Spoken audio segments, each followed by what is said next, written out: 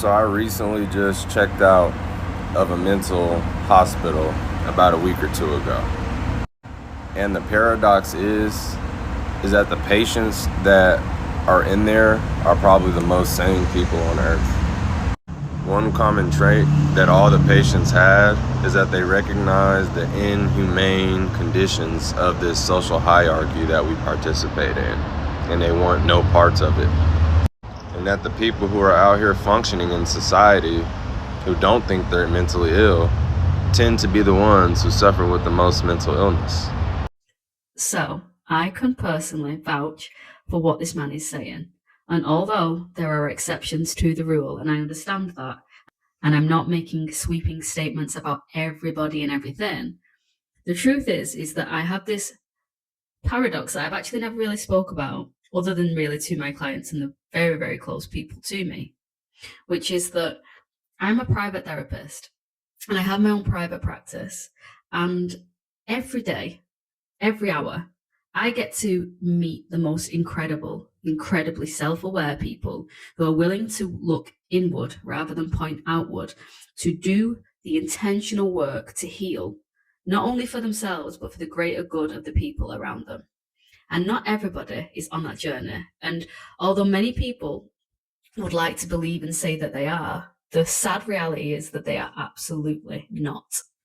And this for me is both incredible that I get to experience this and be reminded that people like this are on this earth, but it's also incredibly painful when I have to step out of my private practice, enter typical world, typical society, and be reminded that the people who shout the loudest, the people who tend to believe that they are the most right, the people who are always pointing a finger outward, are the people that fill up the predominant amount of this world.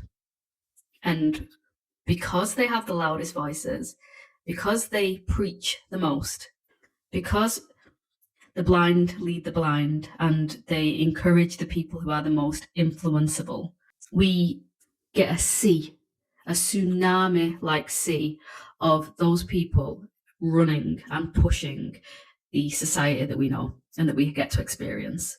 And the sadness of that is that that is seen as normal and that is seen as typical. And the people who are quietly doing the work behind the scenes and willing to look inward and not doing things systematically the same as everybody else are often seen as the incorrect or the people who are problematic. I'm so grateful to be blessed enough to meet these people every day. They are the reminder of who is truly evolving and who is not. But the sad reality is that it almost sends me into despair that those people are the minority. And when I enter any space outside of my office and I come into contact with people, both on the spectrum of human being, because isn't that an ironic thing too? That when humans commit something very human, we will label that monstrous, we will label that animal. And the truth is that human are the full spectrum and everything in between, all the way from evil to coming from a source of love and awareness. But nobody wants to be honest about that. Nobody wants to label human beings as potentially having bad qualities or being anything closer to the spectrum of evil. But we are reminded often enough that it is very capable and it very much lives inside some people.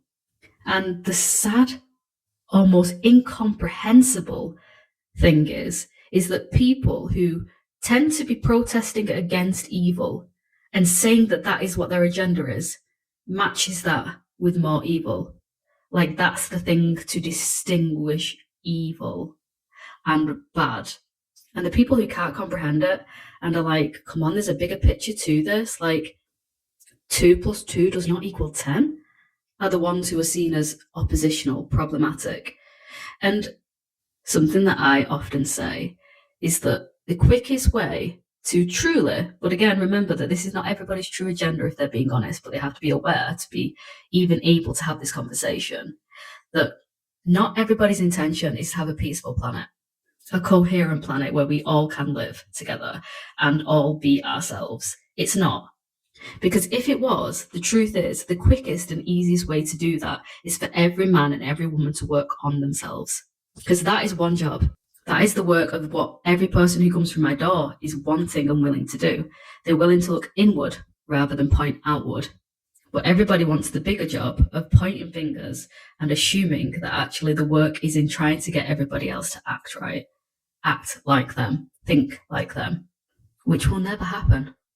Everything, and I mean everything, starts with our awareness of ourselves, in how we affect ourselves and how we affect other people. And if you don't have that fundamental basis, then you are not going anywhere fast in terms of letting the unconscious and the unaware rule your life.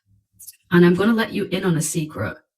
Something that I see a lot, and again, I'm not going to make a sweeping statement and say everybody, but something I see a lot is everybody believes that they're self-aware. Everybody believes that their opinion is the most valid. Everybody believes that they're justified in why they've acted the way that they've acted. But the truth is, not everybody's actually there. And I think that we can, and we are almost encouraged to develop many skills. You can get super rich. You can be blissfully ignorant if you want. You can develop all the skill set that you desire. But if you don't have the ability to be truly self-aware, as Jim Quick said, you're always going to have the unconscious rule your life and call it fate. If everybody genuinely believes that they're a good person, which they do, and everybody believes that they are well-intentioned and that they're right and that they're honest and that they're coming from a place of morality, how do you differentiate between the people who are and the people who are not? It is in their ability to look at themselves and be actively working on themselves, which means they are a lot more likely to be in therapy because they're looking at themselves. They're also a lot more likely to be in some of these institutions like that man mentioned. And they're also a lot more likely to be labelled the black sheeps and the problems because they don't think that they're right all the time. They don't believe they have all the answers. They're trying to find those. But the people who are unwilling to look at themselves, the people who think they are absolutely the gift of the God and that they're always right and it's always somebody else who's at fault, those are the people you need to look out for.